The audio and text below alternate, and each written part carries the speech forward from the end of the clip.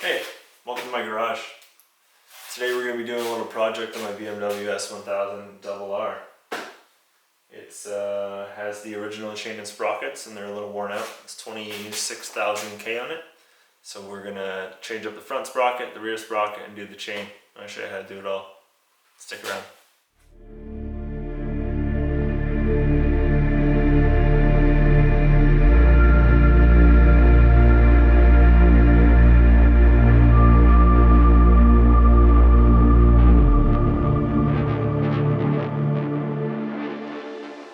Alright, so here are the parts I have for my drivetrain rebuild on my S1000. So I got a rear sprocket, it's 45 tooth. So I have 16 tooth on the front, stock is 17, so I'm dropping a tooth in the front. It's going to help me accelerate faster. And 525 X-ring DID chain. It's 120 links, so I'm going to have to take off 2. So first step is going to be removing the cover. Most bikes, GSXR, Honda, CBR, Yamaha R6, Ninjas, all that kind of stuff, they're all going to have some kind of cover or casing. And you can see the countershaft sprocket's actually in pretty good shape. So a good indicator, if your sprocket is super worn out, you're going to see these teeth here, and they're actually going to be hooked in the direction of travel. So because your chain goes this way, these teeth are going to be arced that way. So first step, you want to make sure this gets loosened before you remove the chain. Because if you remove the chain, you're not going to get this off unless it's loose already. So that's number one. So first step, we're going to knock this washer down flat because that's holding the nut on. Once that flattens out, we're going to get a ratchet. We're going to have someone stand on the rear brake. And we're going to back this nut off. We're not going to take it off, we're just going to back it off. Then we can take it off with it by hand. So moving on to this next step, you're going to need a punch. And you're going to need a hammer. And all you want to do is take that washer. I'm just going to flatten it out because it's actually holding the nut on. It's like an insurance policy for the nut, if you will.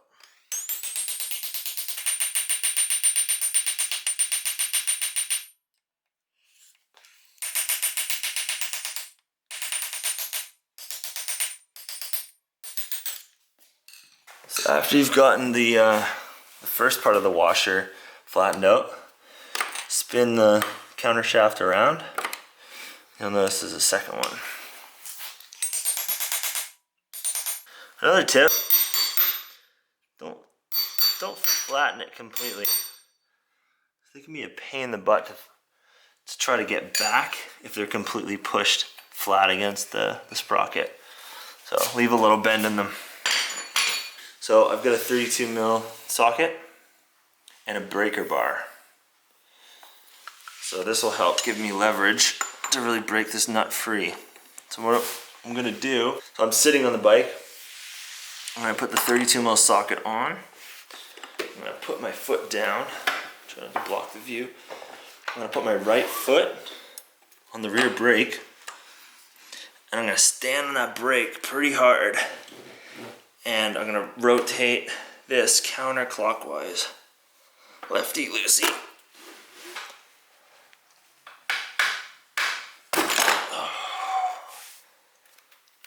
We got it. So I'm just going to back the nut off. Now I've got that done, I can move on to the next step.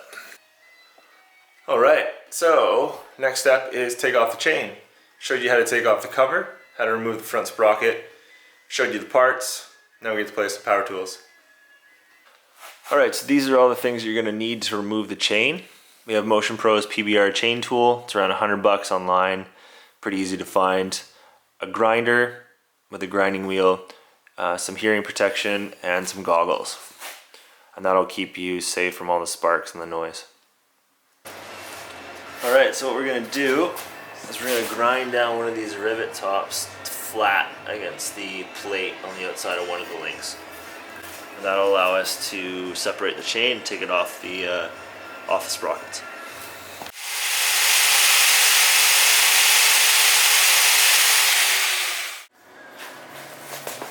So that's what we're left with. Alright, so next step, use our chain tool and we're going to put it into the brake position. I'm going to fit that little hole at the end on the back side of the pin of the rivet that you just grinded. And it should fit right inside.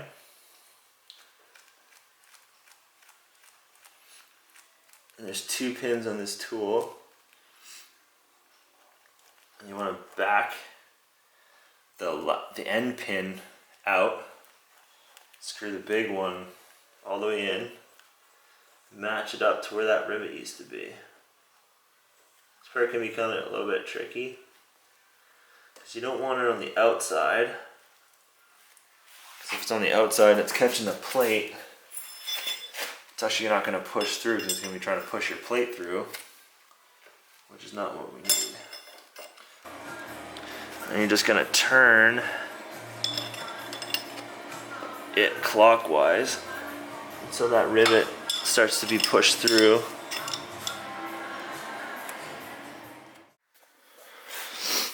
Alright, so once you've sunk both bolts and you can feel that the pin is pushed through on the other side, you can just back this guy off, and now your chain's apart.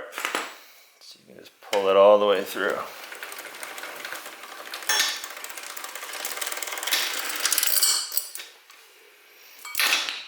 See you later, chain.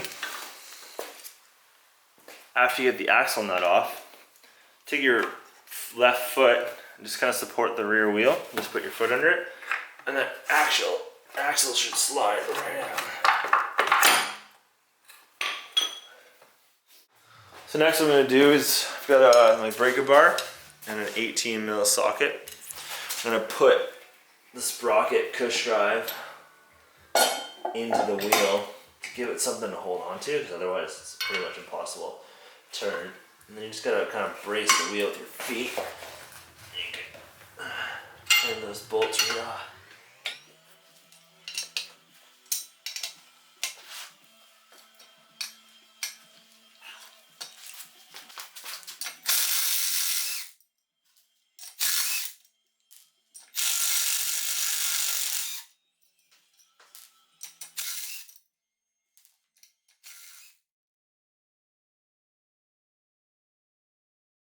The BMW sprocket has a kind of an indented edge, and the flat edge goes on the back.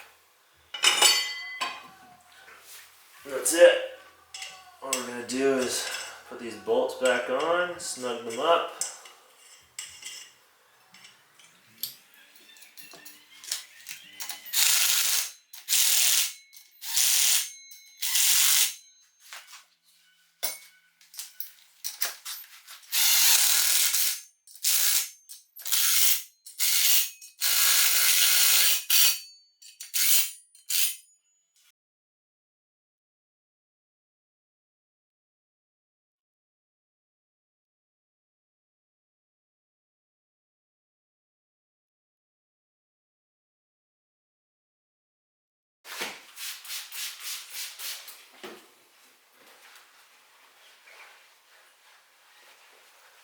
It's always a good idea when you have your wheel off. Give your wheel a good clean. It's the best time to really get all that stuff out of there that's been built up since the last time you changed your tire.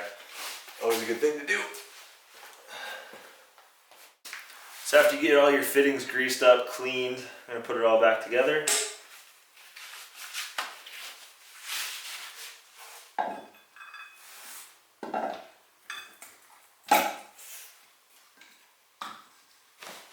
So we got a rear sprocket on, got both fittings on either side of the wheel on. Those are both cleaned, greased.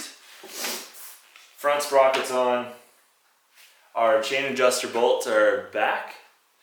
So that's going to make it easier to mount our chain. We're just going to put the wheel back on.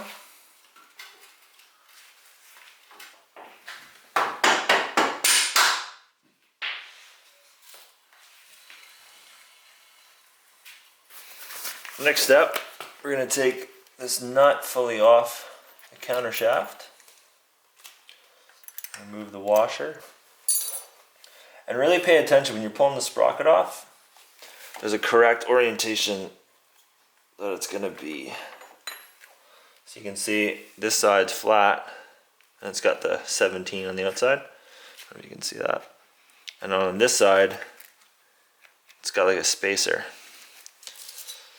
So this one is exactly the same. So we're gonna put that on like that. And that's a 16. Put that washer on.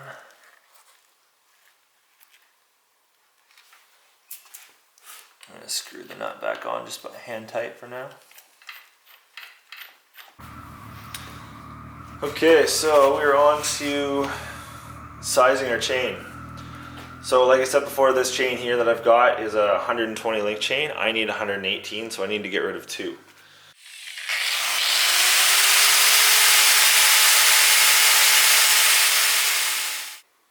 We're gonna get our Motion Pro tool. We're gonna keep it in the brake position. You can see right there, it says B for brake. And we're gonna put the back pin on the back side of our ground down pin. We're gonna find the hole, and you're just gonna put the top screw in.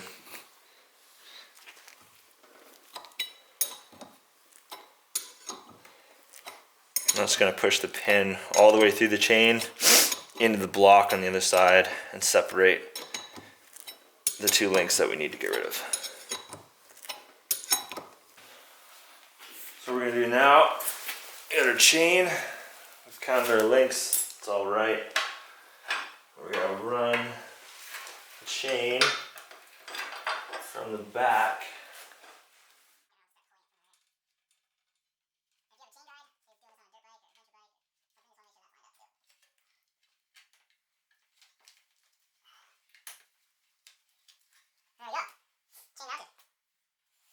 Now that we've got the chain mounted to the front and rear sprockets, your chain will come with a rivet link. Next, we're going to pop an O-ring on each pin.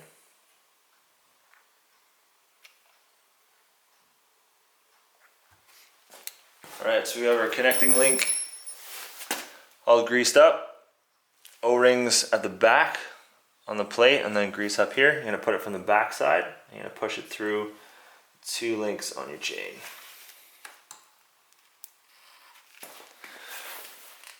With the 2 leftover O-rings, you're going to put some grease around each side of the pin.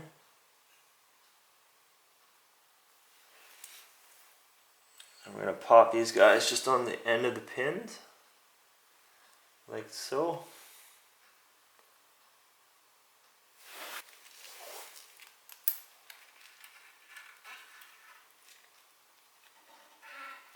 So this is probably the most technical part of this whole procedure. But it's not that hard. If I can do it, you can do it. Okay, so this is the trickier part of this whole procedure. Not impossible, not that hard, you just gotta take your time. Be patient and follow the instructions on the tool. So, the first thing you're gonna do is you're gonna find this press. You're gonna put the anvil, the block here, in the P position, because you can see up here there's 2 holes on either side of the block, and there's enough room for, there's a channel on the bottom, I guess, and the rivet pins that stick out on the side of the plate fall in these 2 spots. And this is how the chain goes together. We're going to turn the tool upside down, and we're going to find the back side of that plate, and we're going to screw the body bolt into the plate.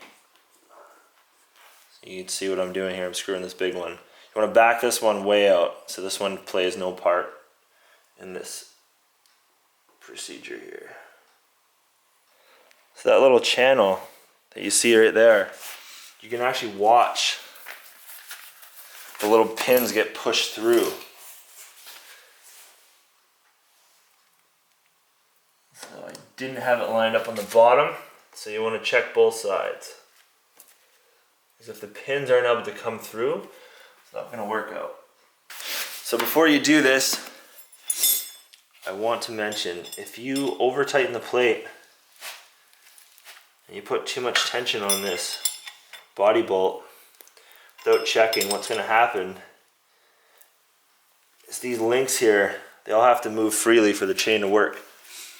And if that doesn't work, you're gonna have this one sticky link and it'll actually fail over time. And you're gonna be stuck with, I don't know, maybe a chain failing premature, having to do this again. Those are both things that you don't want to deal with. So a good way to test is you take this tool and you can move it. You can see the links move pretty easy. And that's all I'm gonna do right now. So I'm gonna back this off, I'm gonna check it. So I took a look at the depth of each of those little rivets, and I was kind of unsure whether it should go farther or not. It kind of looked the same. So a super easy way to tell if it is the same is you get one of these digital calipers. You can actually test the link. So the size of this link, the width, is 19.06 millimeters. And this one is 19.6. So there's a pretty big difference. So that should probably go in another little bit.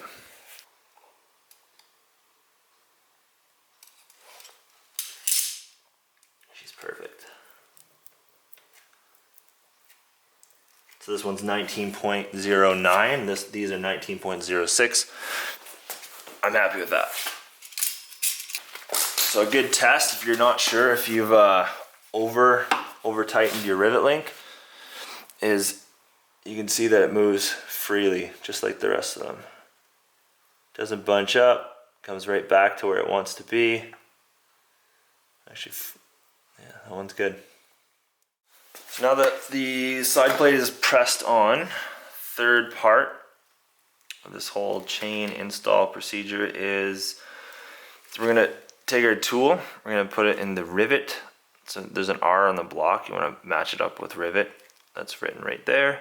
And then there's a small little piece here that's got like a little round end, which is basically gonna flare out the end of the rivet to hold everything together. So you're gonna pop that on the body bolt of this whole tool and put this on backwards. So the top of our connecting link here, we're gonna match up the pins and the holes. There's a hole on the bottom of the bolt. You'll feel it kind of click together. This is the same thing. So when you're doing this part, it's super important to take your time, little pieces at a time, measure each one, because if you over tighten things, it's not good. The next thing I do is I will go to each side of this hollow nose rivet and measure how big it is. So it's 5.31 and these are 5.36.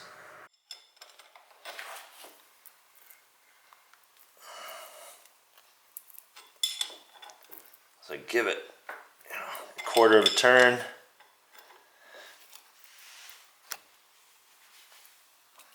Back it off. Remember which one that you just did.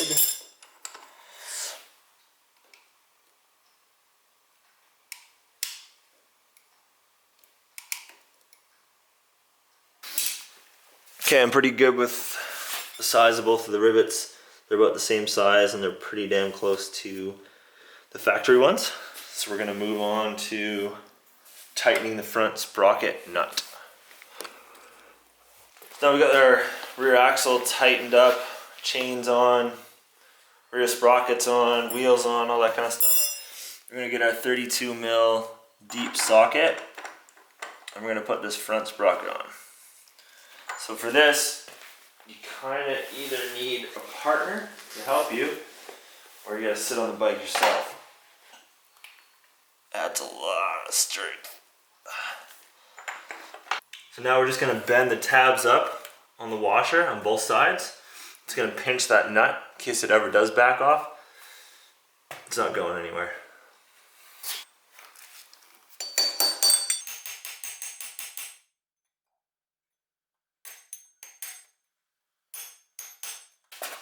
Now we're gonna put our cover back on. Just remember, if you are changing sprockets on a BMW S1000, this little hose gets routed just into the side of the cover. And there's little tabs you just have to fit it into.